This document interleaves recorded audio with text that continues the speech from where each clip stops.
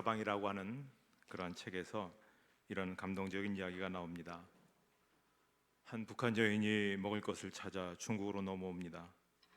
중국 공안에게 잡히면 안 되기 때문에 이 여인은 압록강 강변에서 선교사님이 운영하는 병원 지하방에 지내게 됩니다.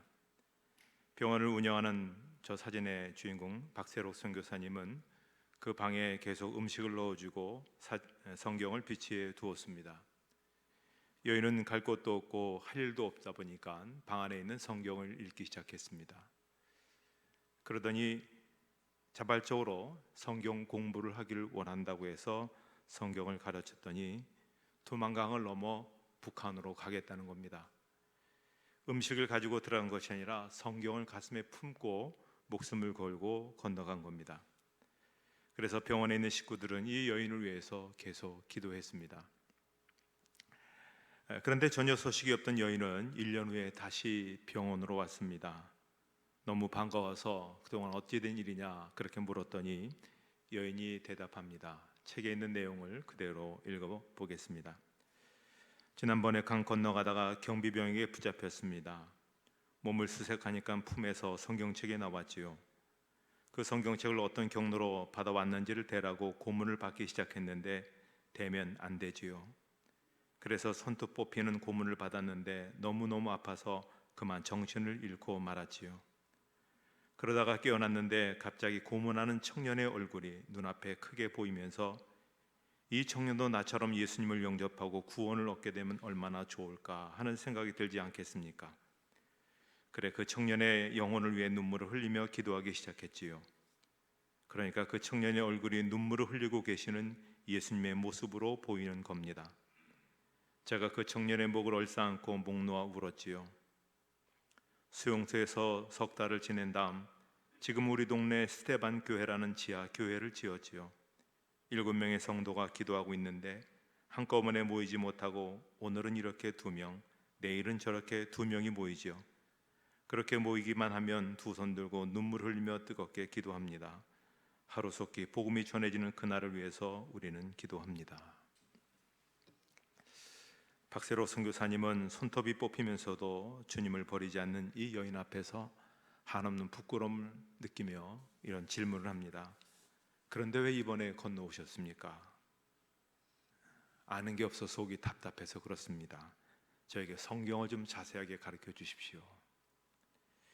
이 여인은 목숨을 걸고 영의 양식을 구하러 오게 된 겁니다.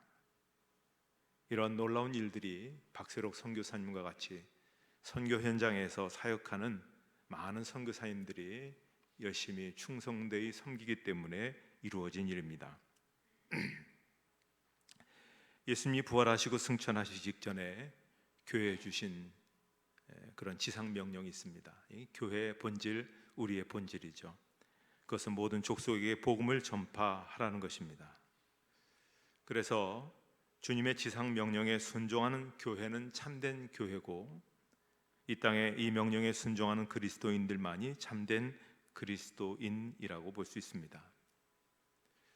복음을 듣지 못하면 믿을 수가 없죠. 또 복음을 믿지 못하면 구원을 받을 수 없기 때문에 우리는 복음 전파의 사명과 책임을 중대하게 생각하고 수행해야 되는 것입니다. 이렇게 살아가는 삶을 요즘 선교의 용어로 선교적 삶이다, 선교적 교회다 그렇게 이야기합니다. 신약 교회들 가운데 가장 선교적 교회 2교회가 있습니다. 하나는 바울을 선교사로 파송한 안디옥 교회가 있고요. 하나는 바울의 선교를 물질로 후원한 빌립보 교회가 있습니다. 오늘은 빌립보 교회를 모델로 삼아서 선교적인 교회가 어떤 교회이고 우리는 어떠한 모습으로 나가야 할 것인가 하는 것을 같이 찾아보고자 합니다. 먼저 선교적 교회는 복음이 그 중심에 있는 교회다라고 말씀드릴 수 있습니다. 빌립보서 1장 7절에 있는 말씀을 같이 읽도록 하겠습니다.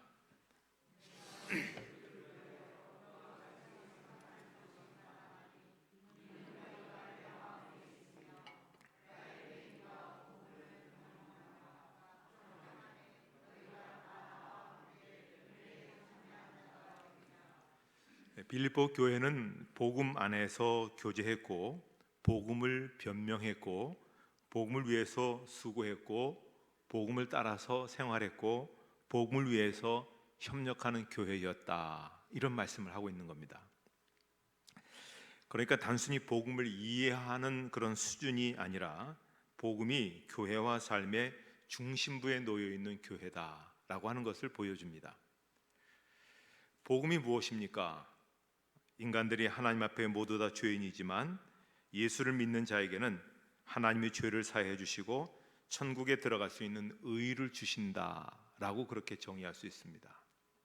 그렇다면 이 복음을 한번 반대로 뒤집어서 보면, 복음을 듣지 못한 사람이나 듣고도 믿지 못한 사람은 죄 사함을 받지 못하고 또 의를 얻지 못해 천국에 들어갈 수 없게 된다라는 말이 됩니다. 따라서 복음을 중심에 둔 교회는 사람의 멸망을 그대로 두고 볼 수 없기 때문에 선교적인 교회가 될 수밖에 없습니다. 그것을 삶의 중심에 두고 살아가는 교인은 선교적인 교인이 될 수밖에 없다라고 하는 것입니다. 우물에 빠진 사람을 구원해 내야 할 때 밧줄을 가지고 우물 속에 들어가는 사람이 있습니다. 또 밖에서 밧줄을 붙잡아 주는 사람도 있습니다. 그래야 우물 속으로 들어간 사람이 안심하고 들어가서 빠진 사람을 건져서 나올 수가 있는 것이죠. 만약 밖에서 어린아이가 그 밧줄을 붙들고 있다면 아마 우물 속에 들어가는 사람이 굉장히 불안해할 것입니다. 우리는 우물 속으로 들어가는 선교사는 아닐지라도 밖에서 붙들어주는 사람은 될 수가 있는 것입니다. 붙들어주는 사람이 많을수록 우물 안에 들어가는 사람을 구원하러 들어간 선교사님들은 많은 사람들을 건져낼 수가 있습니다. 따라서 우리가 선교사로 나가지 못할지라도 선교를 후원하는 것 역시 선교 활동인 것입니다. 따라서 우리는 선교를 지원하는 그러한 복음적인 삶을 살아야 되는 것입니다.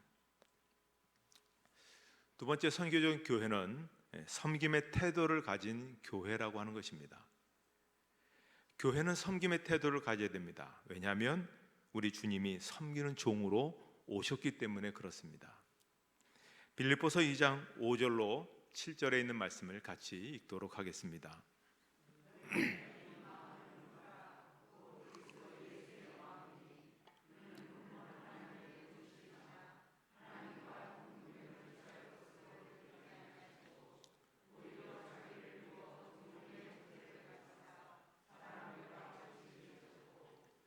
예수님의 제자 가운데 세베대 아들 두 사람 야고보와 요한이 예수님께 나와 소원을 들어달라고 간청을 합니다. 무슨 소원이냐 그렇게 물었더니 예수님께서 영광된 자리에 오르시게 될 때 하나는 이 편에 하나는 이 편에 가장 중요한 자리에 앉혀달라고 하는 그런 이야기입니다. 그때 예수님께서 그들에게 이런 교훈을 말씀하셨습니다. 너희 중에는 그렇지 아니하니 너희 중에 누구든지 크고자 하는 자는 너희를 섬기는 자가 되고 너희 중에 누구든지 으뜸이 되고자 하는 자는 모든 사람의 종이 되어야 하리라. 제자들은 주님을 따르면서 얻게 될 특권에만 관심이 있었습니다. 그러나 예수님은 그들의 자세가 잘못되었다라고 말씀하십니다. 하나님의 일은 특권을 누리려는 마음을 가지고 할 수 있는 것이 아니라 섬김의 자세, 종의 자세를 가지고 행해야 된다라고 말씀해 주신 것입니다. 저는 구약에서 제일 안타까운 사람이 야곱의 외삼촌 라반이라고 생각합니다. 라반은 원래 가난한 사람인데 야곱이 동참함으로 인해서 큰 부자가 되었습니다. 야곱이 그런 얘기를 합니다. 내가 오기 전에는 외삼촌의 소유가 적더니 번성하여 때를 이루었으니 내 발이 이르는 곳마다 여호와께서 외삼촌에게 복을 주셨나이다. 하나님이 내게 복을 주시니 외삼촌도 더불어 부자가 된 것이다. 그렇게 말합니다. 자, 그러면 라반이 야곱을 보았을 때 이 사람은 하나님의 은혜가 머무른 사람이구나. 이 사람을 잘 보살피고 잘 협력하면 나도 더불어 하나님의 은혜를 같이 덧입겠구나. 그런데 야곱이 자기 아내들에게 그런 얘기를 합니다. 그대들의 아버지가 나를 속여 품삯을 10번이나 변경하였느니라. 그러나 하나님이 그를 막으사 나를 해치지 못하게 하셨으며 하나님이 이같이 그대들의 아버지의 가축을 빼앗아 내게 주셨느니라. 야곱은 큰 부자가 됐지만 라반은 원래 모습처럼 다시 가난하게 됐다는 겁니다. 그것은 야곱을 핍박하고 야곱의 것을 다 빼앗으려고 하니까 하나님께서 라반의 것을 다시 빼앗아 가난하게 만드신 것입니다. 자, 핵심은 이겁니다. 야곱은 라반이 괴롭히든 괴롭히지 않든 그는 부자가 될 사람입니다. 왜냐하면 하나님이 작정하고 복을 주시는 사람이기 때문에 다른 사람이 도와주건 도와주지 않건 간에 상관없이 부자가 되고 복을 받기 때문에 그렇습니다. 그러나 라반은 야곱을 섬기지 않음으로 인해서 결국 망하게 되었습니다. 자, 선교사님들은 자신의 삶을 선교에 올인하기 때문에 하나님께서 가장 귀하게 보십니다. 저도 가만히 봅니다. 오지고 교육적 환경도 좋지 못한데 선교사님 자녀들 보면 정말 대단한 인물들이 많이 나왔습니다. 제대로 변변한 그런 학업도 또 제대로 못하는데도 불구하고 굉장한 그런 하나님의 복 속에 있는 것을 보면 하나님께서 선교사님들에게 복을 주시는 겁니다. 그렇다면 우리가 그들을 섬기면 우리도 우리 교회도 함께 복을 받게 된다는 것입니다. 세 번째, 선교적 교회는 열심을 가지고 선교를 지속하는 교회입니다. 빌립보서 3장 13절로 14절에 있는 말씀을 같이 읽도록 하겠습니다.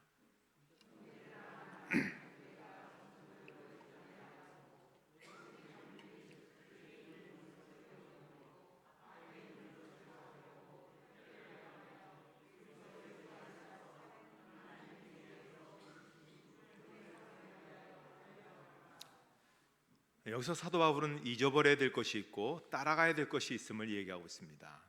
잊어버려야 될 것은 흘러간 시간을 잊어버리라는 겁니다. 과거에 은혜를 많이 받았다는 것 굉장히 좋은 일이지만 중요한 것은 지금 내가 무엇을 하고 있는가, 그것이라는 겁니다. 과거에 은혜를 많이 받았지만 지금 과거처럼 하지 못하면 그건 부끄러운 것입니다. 그것은 사람이 마땅히 따라가야 될 것을 따라가지 못하고 있다고 하는 것입니다. 바울이 따라가고 있는 것은 하나님께서 위에서 부르신 부름의 상이라고 했습니다. 위에서 내게 주신 상, 나를 향하신 하나님의 계획, 하나님의 뜻을 귀중히 여기고 순종하며 따라간다는 말씀입니다. 이것을 우리가 흔히 헌신이라고 그렇게 이야기합니다. 예수님의 지상 명령에 순종하고 헌신하는 열심이 없이 선교는 이루어질 수 없습니다. 헌신되지 않는 1000명보다 헌신된 한 명이 더 존귀하게 쓰임받고 더 복되게 세워지는 것입니다. 따라서 선교는 주님 오실 때까지 중지할 수가 없습니다. 아무리 상황이 어렵다 할지라도 미지근한 마음으로도 우리가 할 수가 없습니다. 형편과 처지를 따질 필요가 아닙니다. 항상 뜨거운 마음으로 우리가 품고 나가야 하는 것입니다. 자, 네 번째, 선교적 교회는 올바른 정신을 가진 교회입니다. 어떤 정신을 가졌는가? 빌립보 교회는 빌립보서를 보니까 세 가지 정신을 갖고 있었습니다. 첫째는 돌봄의 정신이었습니다. 빌립보서 4장 10절에 내가 주 안에서 크게 기뻐함은 너희가 나를 생각하던 것이 이제 다시 싹이 나미니 너희가 또한 이를 위하여 생각은 하였으나 기회가 없었느니라. 너희가 나를 생각한다. 그건 관심을 가지고 돌봐준다는 그런 말이죠. 빌립보 교회는 바울을 잘 돌봐왔습니다. 바울이 복음을 증거하다가 로마 감옥에 투옥되었을 때 다른 교회도 그 소식을 들었지만 선교헌금 보내지 않았습니다. 그러나 빌립보 교회는 에바브로디도를 통해서 선교헌금을 힘껏 했습니다. 바울이 나중에 그것에 감동해서 여러분들이 저에게 보내신 선교헌금은 하나님께서 받으시는 향기로운 제물이 되었습니다. 그렇게 고백합니다. 두 번째, 빌립보 교회는 기부의 정신이 충만했습니다. 사실 바울이 개척한 교회가 얼마나 많았습니까? 그런데 바울의 선교 여행에 헌금으로 지원한 교회는 빌립보 교회 하나뿐이었습니다. 그럼 다른 교회는 가난하고 빌립보 교회는 부자라서 그렇습니까? 여유가 있어서 그렇습니까? 자, 고린도후서 8장 1절로 2절에 보면 형제들아, 하나님께서 마게도냐 교회들에게 주신 은혜를 우리가 너희에게 알리노니 환난의 많은 시련 가운데서 그들의 넘치는 기쁨과 극심한 가난이 그들의 풍성한 연보를 넘치도록 하게 하였느니라.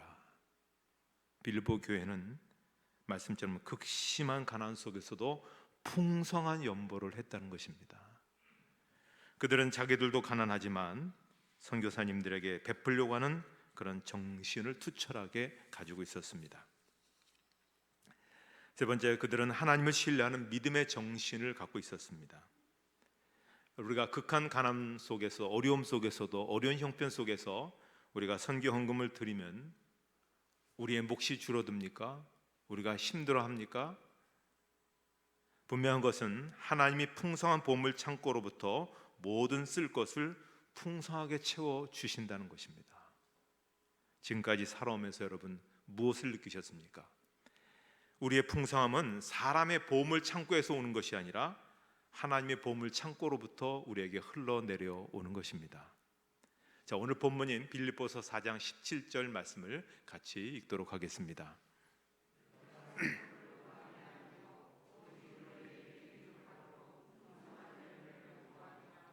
자, 이 말씀의 뜻은 이런 뜻입니다. 너희 계좌에 드린 헌금이 계속해서 축적되기를 구한다. 이런 얘기죠.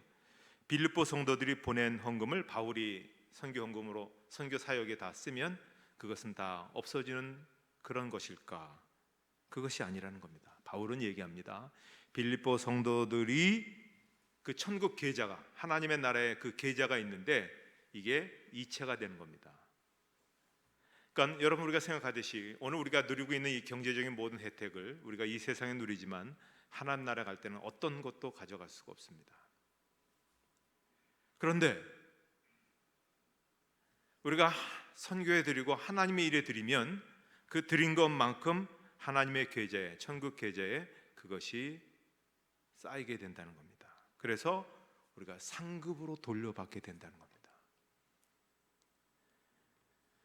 오늘 바울이 오늘 본문을 통해서 한 이 말씀을 쉬운 성경을 통해서 다시 한번 이렇게 읽어봅니다. 내가 그대들에게 선물을 구하는 것이 아닙니다.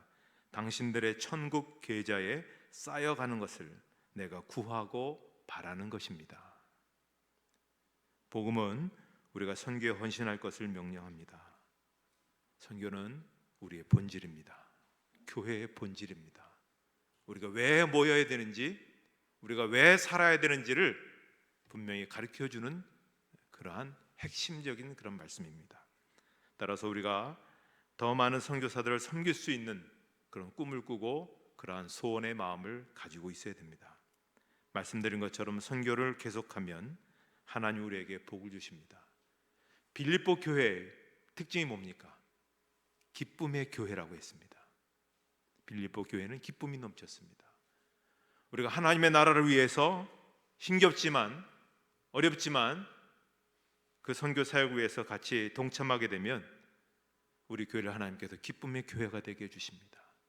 많은 기쁨의 이야기가 넘치게 해주십니다. 우리의 기업이, 우리의 직장이, 우리의 가정이 기쁨의 이야기가 넘쳐나는 그런 자리로 하나님께서 복 주시는 것입니다. 우리의 본질인 이 선교에 헌신하셔서 여러분 복되게 쓰임 받으시고 또 기쁨이 충만한 삶이 되시기를 주님의 이름으로 축복합니다. 하나님 아버지, 은혜를 감사합니다. 우리의 본질인 선교를 향한 우리의 뜨거운 마음이 불같이 일어나게 해주시고 이 어려운 때지만 하나님의 그 말씀에 따라서 살아감으로 인해서 빌립보 교회처럼 그렇게 기쁨의 교회, 또 기쁨의 가정, 기쁨의 처소가 되어지는 저의 삶이 되게 해 주시옵소서. 예수님의 이름으로 기도하옵나이다. 아멘.